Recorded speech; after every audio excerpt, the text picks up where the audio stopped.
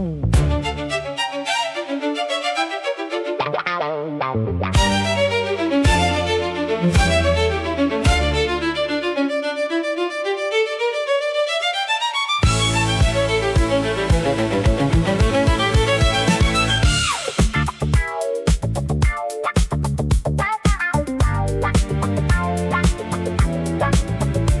know the flower, more beautiful than any other flower, and more pleasing according to the words of the discerning, in whom is more worth than valor and wisdom.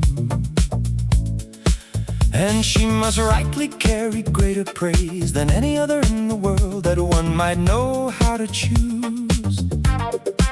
For she lacks no good that one could name, for in her is wisdom, honor, and courtesy, noble welcome with such fair company that no one sees her without being envious of a rich worth raised above the most worthy.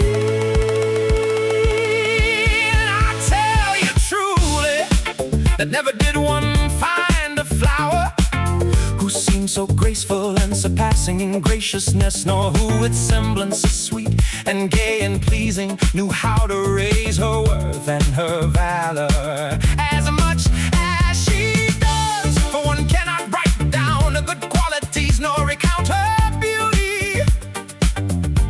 And if I do not speak as much good of her as I should, I refrain, because I would not know how to say it. So high is her worth, and dear and good, that the more one says of it, the more reason one finds there.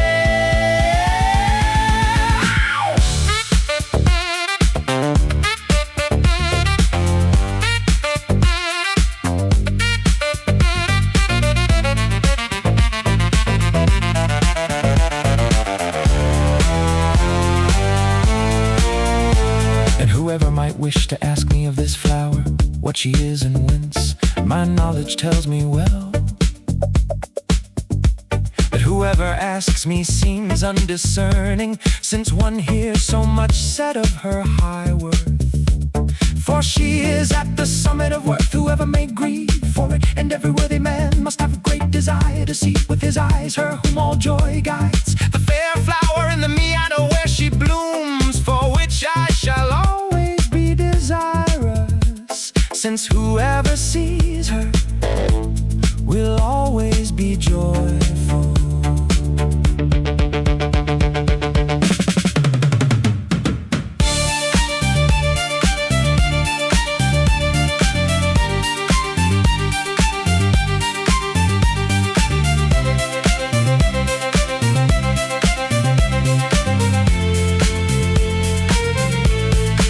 But one thing I say plainly on behalf of the flower, to all those whom one holds as suitors, of the prized ones and of the most worthy, and who claim to be knowing and discerning, that before one recounts her beauty, or is joyed by seeing her, let each one consider who he is, and whether it befits him to see her. For if this were not fitting, in the presence of her glance he will not have the power to speak at all. He will become so forgetful.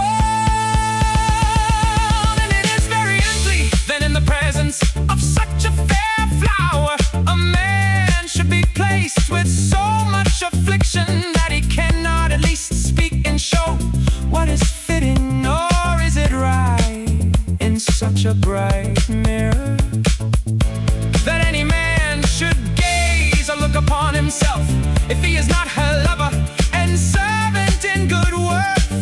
For if he is worthy, with a glance he would double his worth and wisdom, so that he would be worth 100-fold. So always more desiring and eager he should be for her amorous body.